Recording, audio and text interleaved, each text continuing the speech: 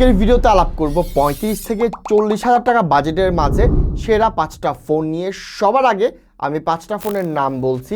Redmi Turbo 4 Pro fan favourite, Ico Neo 10 আমার company, এবং Honor 200 এইটা না রাখলে প্রচুর গালি খাবো, and nothing phone 3A Pro, এবং সবচেয়ে আন্ডাররেটেড একটা ডিভাইস Motorola Edge 60 Pro। ফোনের নাম জানার পর ভুলেও স্কিপ করতে যাই না, পুরো ভিডিও দেখেন কোন ফোন কার জন্য বেটার। পুরো ভিডিও দেখলে 100% জানতে পারবেন।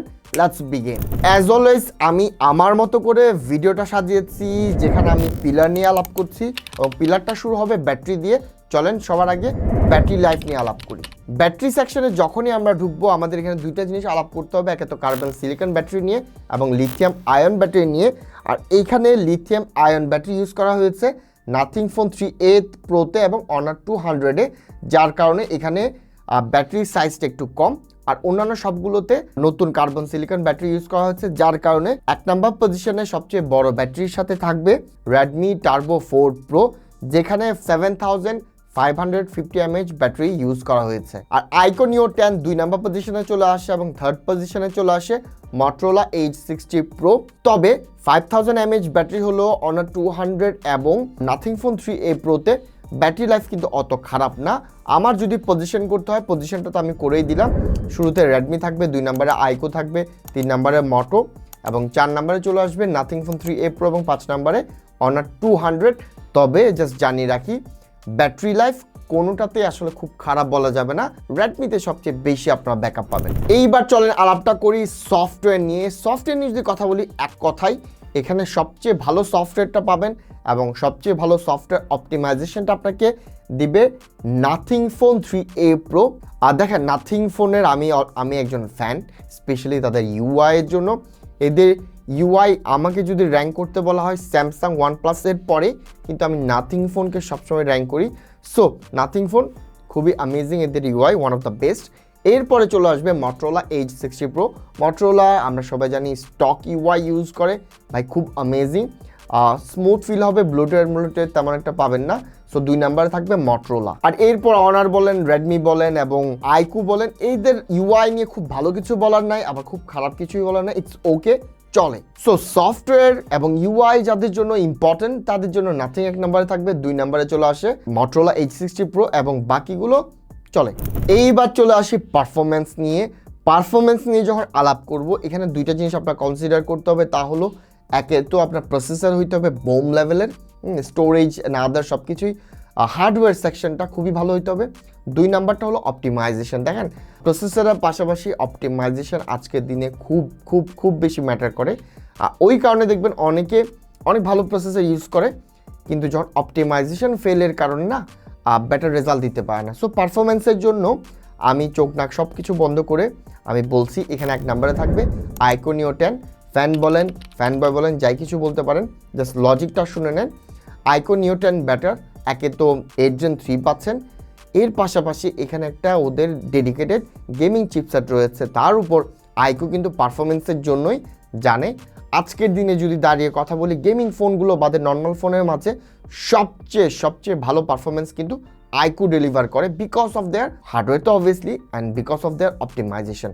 আর 2 নম্বরে চলে আসবে আর Redmi Turbo 4 Pro। র পারফরমেন্স একেবারে বোম লেভেলের, তবে 2 নাম্বারের আছে, রিজন হইল আইকো 1 নম্বরে।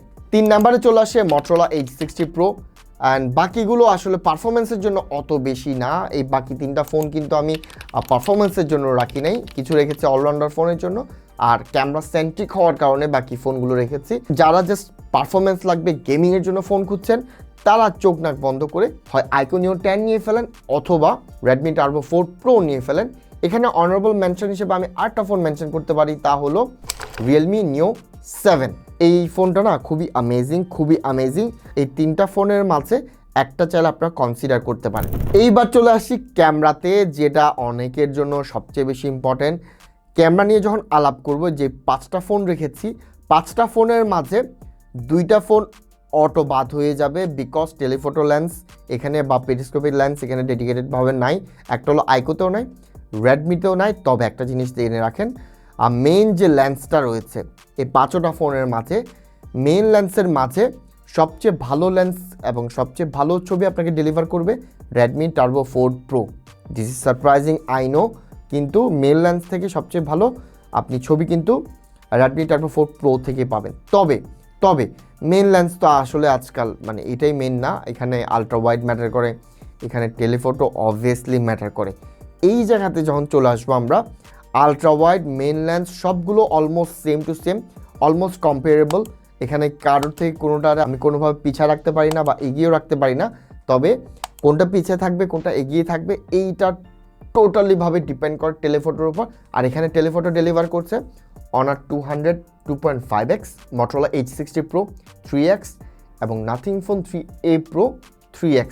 তবে এখানে একটা ব্যাপার বলে রাখি, Honor 200-এ 2.5x টেলিফটো থাকলেও এইদের সবচেয়ে বিশেষত্বটা হলো হিউম্যান পোর্ট্রেট যারা খুব পছন্দ করে। আই নো বেশিরভাগ মানুষ তো আসলে নিজেদের ছবি তুলে, ফ্রেন্ডের ছবি তুলে, মানুষের ছবি তুলতেই পছন্দ করে, পোর্ট্রেটটা পছন্দ করে, তাদের জন্য বেস্ট অপশন হবে Honor 200। তবে এখানে একটা মজার ব্যাপার বলি, Honor 200 এত বেশি সেল হচ্ছে মার্কেটে, আর Honor 200-এর সেলের কারণে তাদের লেটেস্ট ডিভাইস Honor 400-এর সেলে কিন্তু ড্রপ করছে।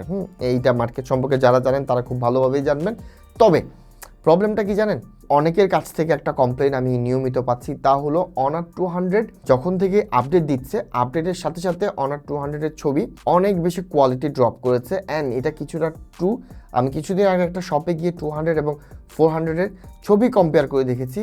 দ্যাটস ট্রু যে টেলিফটো নাই Honor 400-এ, কিন্তু ভাই মেন লেন্সে আমি দেখলাম Honor 200-এর ছবি Honor 400 থেকে বেশ পিছিয়ে। যেখানে আপনারা আমার আগের একটা ভিডিও রয়েছে যেখানে Honor 200 এবং 400 আমি একটা কম্পেয়ার করেছিলাম, যেখানে 200-এর ছবি ক্লিয়ারলি 400 থেকে বেটার ছিল, কিন্তু ওই দিনের টেস্টে আমার কাছে ক্লিয়ারলি Honor 400-এর ছবি বেটার মনে হয়েছে। আসলে ফোন কোম্পানিগুলো তো এমনই, কোনো ফোন ভালো হলে, হিট করলে, লেটেস্ট ডিভাইসের সেল বাড়ানোর জন্য এই আকামটা এটা করে। এটা খুব কমন একটা ইস্যু হয়ে গেছে বর্তমানে, সো এটা আমি জাস্ট জানিয়ে রাখলাম। এইবার আসি র্যাঙ্ক করে দিয়ে, আমার ক্যামেরাতে যদি র্যাঙ্ক করতে হয় ছবির জন্য, আমি স্টিল Honor 200-কে আসলে আর রাখতে চাচ্ছি না এক নম্বরে। এই জায়গাতে আমি এক নম্বর পজিশনটা দিব ইদার Motorola H60 Pro-কে অথবা Nothing Phone 3a Pro-কে। 3 নাম্বার দিব Honor 200-কে। আর এই 3 নম্বরে দেওয়ার কারণটাই হলো তাদের সফটওয়্যার আপডেটের থ্রুতে কোয়ালিটিটা ড্রপ করার কারণে। 4 নম্বরে Redmi Turbo 4 Pro এবং 5 নম্বরে ক্যামেরাতে iQOO Neo 10। এইবার একটা ভার্ডিক্ট দিয়ে দেই কোন ফোন কার জন্য। এক কথায় বলে দেই, যারা পারফরমেন্সের জন্য ফোন খুঁজছেন, আপনার কাছে বেটার অপশন আর নাই, হয় iQOO Neo 10 নিতে হবে, অথবা Redmi Turbo 4 Pro নিতে হবে, অথবা Realme Neo 7। এই তিনটার মাঝে একটা আপনারা নেবেন র পারফরমেন্স চাইলে। 2 নাম্বার হলো 2 নাম্বার জিনিস, যারা ক্যামেরা সেন্ট্রিক ফোন খুঁজছেন তাদের জন্য best option Motorola H60 Pro, দেন চলে আসে Nothing Phone 3a Pro এবং Honor 200 চলে আসে। এরপরে বাদ বাকি। এইবার একটা ব্যাপার বলে দিই, যারা আসলে অলরাউন্ডার একটা ফোন খুঁজছেন যে ক্যামেরা ভালো হইতে হবে, টেলিফটো 100% লাগবে অ্যান্ড পারফরমেন্সও লাগবে, তাদের জন্য ক্লিয়ার চয়েসটা হবে Motorola H60 Pro। আর এই জায়গায় আরেকটা অলরাউন্ডার ফোন হলো Nothing Phone 3a Pro। Software ভালো, ক্যামেরা ভালো, পারফরমেন্সটাও ঠিকঠাক, খুব ভালো আমি বলবো না পারফরমেন্সে, তবে অলরাউন্ডার ডিভাইস চিন্তা করলে Nothing Phone 3a Proটাও চলে আসে। সো এইটাই হলো আমার ভার্ডিক্ট। ভিডিও এখানে শেষ করলাম। ভিডিও ভালো লেগে থাকলে লাইক, কমেন্ট, শেয়ার, সাবস্ক্রাইব করে পাশে থাকবেন এবং আপনাদের কোনো রিকোয়েস্টের ভিডিও থাকলে কমেন্ট করে জানাবেন। ধন্যবাদ। সালামু আলাইকুম।